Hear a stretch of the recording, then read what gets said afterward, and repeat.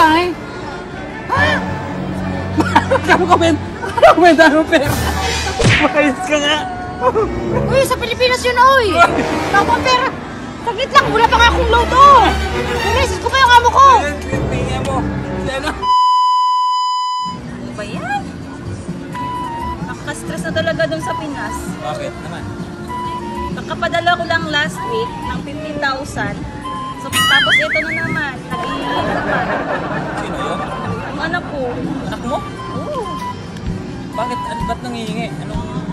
Gusto daw bumili ng iPhone 12. Eh, kakabili ko na ng iPhone 11 ng last week. Gusto naman mag-upgrade? Oo, upgrade na naman. Gusto ng iPhone 12. Grabe yung kabataan ngayon. Ilan taon ba yung anak mo? 5 years old.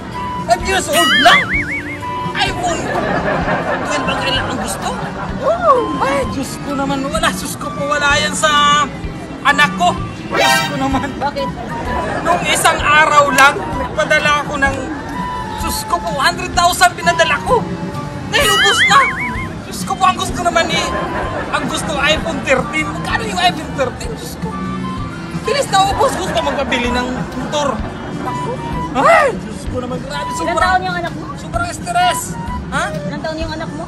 4 years old. Grabe. Ano na, ganito yung ano natin. Sobrang hirap ng ginagawa natin dito. Ang hirap ko. iPhone 11, iPhone 12, iPhone 13. Wala kay sa anak ko. Ha? Hindi pa nalalanch yung iPhone 14. iPhone 15 gusto na ipabili ng anak ko. Nagpadala ko ng 200,000. Ang sakit. Nabilhan ko na yung anak ko. iPhone 15! Wala pa namang iPhone 15. Hindi pa naman. Mayaman ang mama.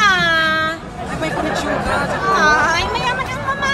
May connection ka. Aba connection kami na iPhone. Meron.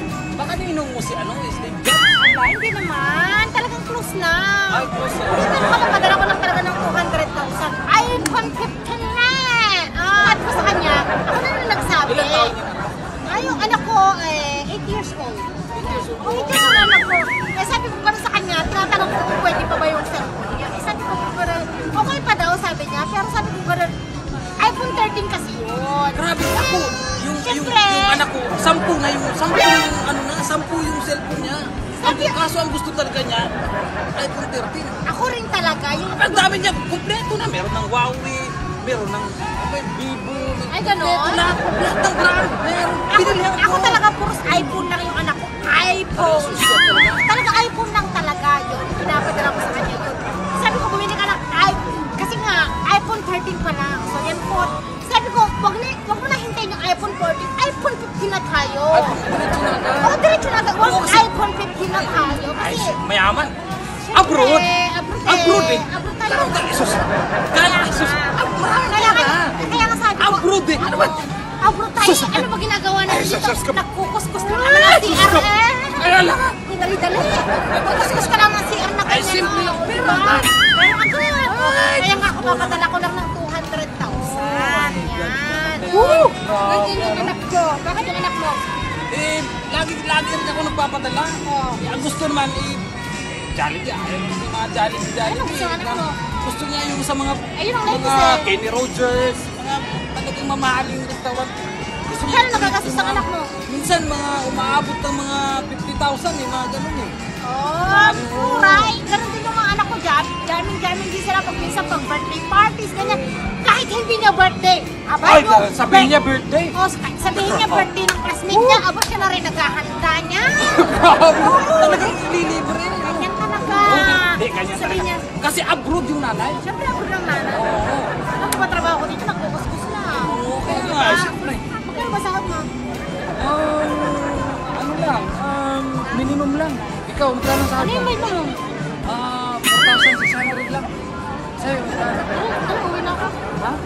Uwi na ako. Curfew ko na pala. Curfew mo na? Bakit mamaya? Sorry, curfew ko na. Mamaya na ha, sabay-sabay na tayo. Dali, mamaya. Anong kinakalkal mo dyan? Ano, wala pala akong pamasahe. Ha? Wala pang sahay? Bakit? Kano ka, Ben? Ben, dami mo pera. Makayos ka nga. Uy, sa Pilipinas yun, oy! Wala akong pera. Saglit lang, wala pa nga akong load, oh! May message ko pa yung amo ko! Tingnan mo. Ano? Ha? yan, oh. Maraming load yan.